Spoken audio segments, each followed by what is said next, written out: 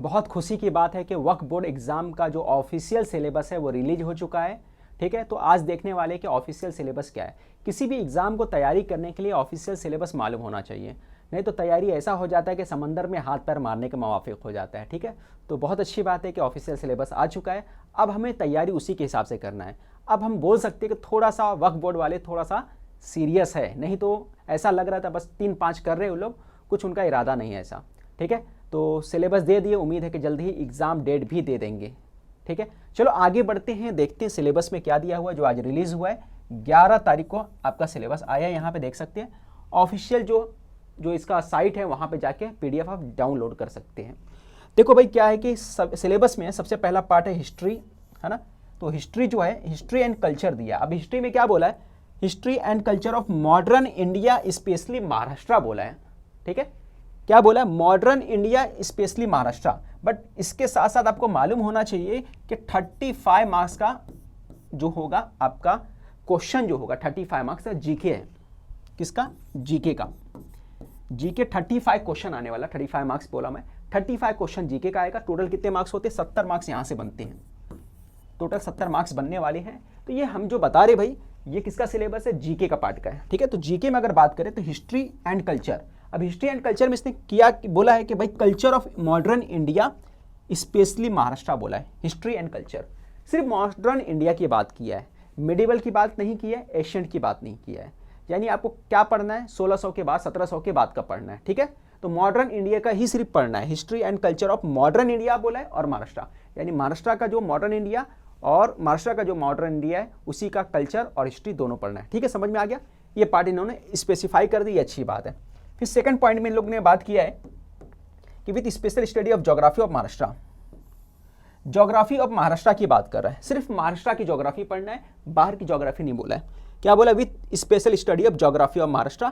अब उसमें कई पार्ट है, climate, division, types of Maharashtra, rainfall, major crops, जो भी ये फसल वगैरह उसके बारे में पढ़ना है। सिर्फ महाराष्ट्र का ज्योग्राफी पढ़ना है। अगर मैं महाराष्ट्र की ज्योग्राफी बोलूंगा तो छोटे क्लास के बच्चों का जो होता है, बहुत छोटे जो बच्चे रहते हैं उनकी किताब में आपको महाराष्ट्र का मिल जाएगा। ठीक है, तो उसके ऊपर मैं वीडियो बना दूंगा कि छोटी किताब कौन सी होती है। मैं छोटी बोलूँ शायद तीसरी या चौथी किसी बुक में होगी, जहाँ पे पूरा महाराष्ट्र का हिस्ट्री भी मिलता है आपको, महाराष्ट्र का ज्योग्राफी भी मिलता है। बहुत छोटी बच्चों के क्लास में मिलता है ये सब। ठीक है, आगे बात करते हैं हम लोग करंट अफेयर्स। करंट अफेयर्स की बात कर लेते हैं। तो global as well as India including Maharashtra, current affairs आप पढ़ सकते हो। करंट अफेयर्स में क्या पढ़ना है भाई, आपको ग्लोबल का पढ़ना है, पूरे वर्ल्ड का, महाराष्ट्र का भी पढ़ना है, इंडिया का भी पढ़ना है। मतलब वास्ट, बहुत वास्ट कर दिया है। महाराष्ट्र भी स्पेसिफाई कर दिया आपको, इंडिया भी कर दिया, ग्लोबल भी कर दिया है। ठीक है, इंडियन इकोनॉमी की बात कर रहा है, national economy, agriculture, industry, foreign trade, इसकी बात कर रहा है। यहाँ पे कहीं महाराष्ट्र की तो बात नहीं कर रहा है, नहीं, बिल्कुल महाराष्ट्र की कहीं बात नहीं किया इसने। ठीक है, तो ये नॉर्मल इकोनॉमी की बात कर रहा है। ठीक है, इकोनॉमी वाले अच्छे समझते हैं, तो नॉर्मल इकोनॉमी पढ़ना है। पॉलिटिकल साइंस इसने कुछ भी नहीं बताया। पॉलिटिकल साइंस के अंदर इसने कुछ भी नहीं बताया क्या पढ़ना है क्या नहीं, तो इसको छोड़ ही दो आप, है ना। मैं बोलूँ भाई इसको छोड़ दो, क्योंकि पॉलिटिकल साइंस में क्या पढ़ना है बताया नहीं, स्पेसिफाई नहीं किया, तो मतलब क्या है। तो कहीं भी हाथ पैर मारने से बेहतर है जो मालूम है सिर्फ उस पर स्टडी किया जाए, उसको फोकस किया जाए। जनरल साइंस बोला है, तो साइंस वाले तलबा जो है उनको यही बोलूंगा कि साइंस में फोकस ज़्यादा करिए आप। फिजिक्स, केमिस्ट्री, जियोलॉजी, बॉटनी, इतने ही आने वाला है 10वीं के सिलेबस के एतबार से। ठीक है, और जो कुछ भी पूछेगा, यहाँ पे पहले ही बोल दिया है, जो कुछ भी पूछेगा वो 10वीं के एतबार से पूछ रहा है। ठीक है, 10वीं के एतबार से, 10वीं क्लास के एतबार से पूछे गए। आगे देख लेते, question to test how quickly and accurately candidate can think, intelligent test. उसके बाद आ जाता है इंटेलिजेंट टेस्ट। सिलेबस 2 ही का सबसे ज़्यादा है, एक इंटेलिजेंट टेस्ट का और दूसरा जो है आपका जीके का। ठीक है, इंटेलिजेंट टेस्ट जो है ये भी 35 क्वेश्चन आएगा 70 मार्क्स के लिए।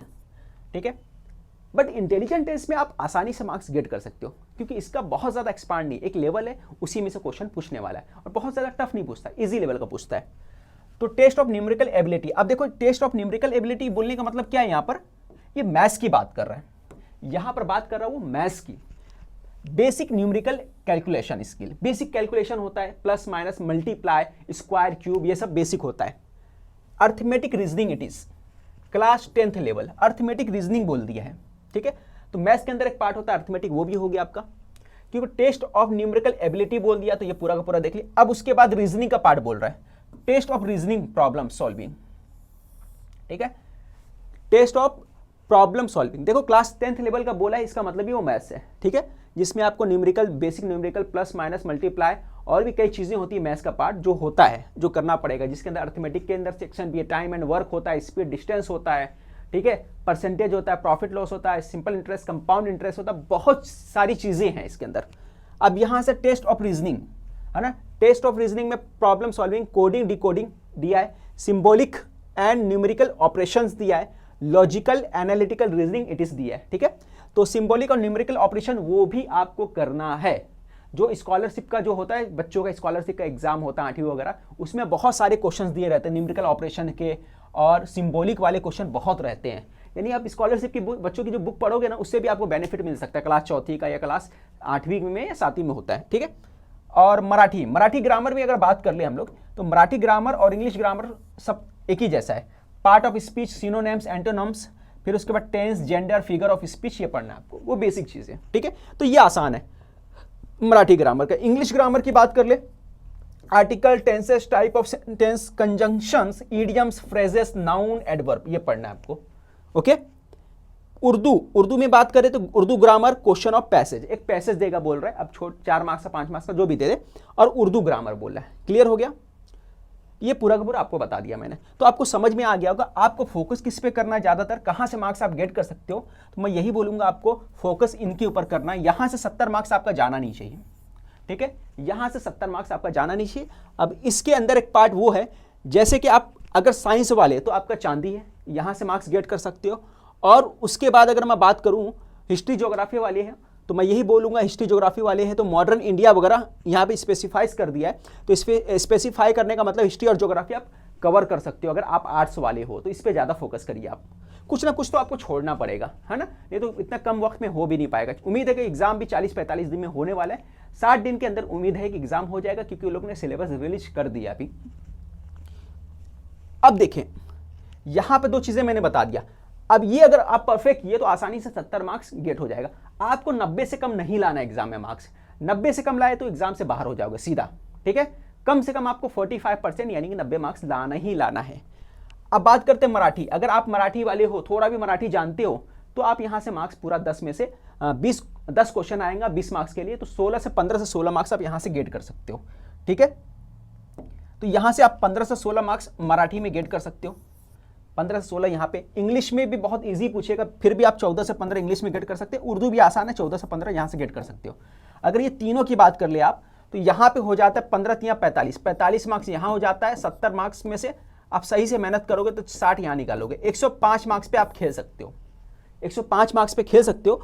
और यहाँ पे जो है आपका ये 70 मार्क्स का है, 70 मार्क्स में आप ठीक ठाक कर लिए तो 25 मार्क्स 30 मार्क्स ये आप निकाल सकते हो, ठीक है। 25 से 30 मार्क्स या 20 निकालिए तो ठीक है। यानी आपका टारगेट होना चाहिए एग्जाम के अंदर 120 प्लस मार्क्स गेट करने का। अगर आप 120 मार्क्स गेट कर पाते कैसे भी, तो आप एग्जाम में हो, लड़ाई में हो, नहीं तो एग्जाम में लड़ाई में बाहर हो। फॉर्म कितने भरे? तकरीबन 16,000 के आसपास फॉर्म भरे हैं, वो कम ज़्यादा भी हो सकते हैं। 16,000 के नियर बाय फॉर्म जो भरे जा चुके हैं कैंडिडेट के, ठीक है। अच्छा, एक चीज़ और बताना है मुझे, ये चीज़ें तो मैंने बता दिया, ये फाइनल वाला लीगल वाला भी बताना है। उससे पहले ये बता दूं कि हमने कोर्स लॉन्च किया है जिसके अंदर हम लोग जो है मैथ्स प्लस रीजनिंग पढ़ाएंगे, क्योंकि सिलेबस बहुत ज़्यादा, टाइम कम है, ठीक है। और 45 डेज का कोर्स है, टाइम के हिसाब से हमने रखा है, कम दिनों के हिसाब से रखा है। मैथ्स, रीजनिंग, फिर उसके बाद मराठी जो रहेगा, मराठी, इंग्लिश, उर्दू, ठीक है, गो थ्रू करेंगे। याद रखिए ये कोर्स जो है 45 डेज का है और इसमें हम लोग गो थ्रू करेंगे अच्छे से। यहाँ पे तो आपको हम परफेक्ट कर देंगे, इस पार्ट पे हम आपको परफेक्ट कर देंगे। किस पार्ट पे? इस पे उर्दू, ये तीनों चारों चीज़ों में परफेक्ट कर देंगे। जीके में भी हम गाइड करेंगे, जीके भी स्टडी कराएंगे, है ना, उसमें भी गाइड करेंगे और जीके भी रहेगा, ठीक है। बट आपको खुद से भी मेहनत करना पड़ेगा। अगर एग्जाम को आपको क्रैक करना है तो कम से कम 3 से 4 घंटा आपको सेल्फ स्टडी करना ही पड़ेगा, ठीक है। 3 से 4 घंटा सेल्फ स्टडी का आप वक्त निकालिए, ओके। और ये पार्ट तो आपको बिना गाइड का नहीं हो पाएगा, ठीक है। इसके लिए गाइडेंस लगेगा मैथ्स और रीजनिंग के लिए, ठीक है। और बाकी रटने वाली जो चीज़ें हैं, जीके जो रटने वाला पार्ट है, उसको खुद से ज़्यादा कवर करना पड़ेगा। जितना हो सके उतना कवर करिए आप। इसकी फीस जो है 1999 रुपये है। और ये कितना दिन चलेगा भाई? जैसे मैं बता दिया, और 8 सितंबर से स्टार्ट कर दिए, तो आपको जरा भी लेट नहीं करना है। 8 सितंबर से स्टार्ट कर दिया हमने इसको, ठीक है। एक खास बात और है, 8 सितंबर से स्टार्ट करने के बाद इसमें जो है, जैसा कि ये लेक्चर जो रहेगा ऑनलाइन होगा प्लस रिकॉर्डेड मिलेगा आपको, रिकॉर्डेड लेक्चर मिलेगा, ऑनलाइन प्लस रिकॉर्डेड लेक्चर मिलेगा। अगर आप ऑनलाइन अवेलेबल नहीं है तो बाद में भी आप रिकॉर्डेड लेक्चर देख सकते हो अपने सहूलत के एतबार से, क्योंकि मुझे मालूम है कि ज़्यादातर जो बंदे हैं, जो भी कैंडिडेट हैं, उन्होंने जो फॉर्म भरा एग्जाम का, वो कहीं ना कहीं जॉब पहले से कर रहे हैं, तो वो अपने कंफर्टेबल के हिसाब से पढ़ाई करना चाहते हैं, ठीक है। तो उसके एतबार से रखा हुआ है ये पूरा का पूरा लेक्चर, ठीक है। तो इसमें हमारा जो टाइम टेबल वो भी बता देता हूँ आपको, एतबार रहे तो शाम में 5:30 बजे का टाइम है। एक लेक्चर इतने बजे होता है, एक रात के 10 बजे होता है, ठीक है। तो रात के 10 बजे वाला आप आराम से देख सकते हो, जिसमें फ्री रह सकते हो। बाकी उस टाइम अगर आप अवेलेबल नहीं है तो बाद में भी देख सकते हो। अब इसके लिए करना क्या है, आपको मेरा एक नंबर दिया हुआ है, इस नंबर पे मुझे कांटेक्ट करना है, 8999004902, 8999004902, इस पे आपको कांटेक्ट करना है, ठीक है।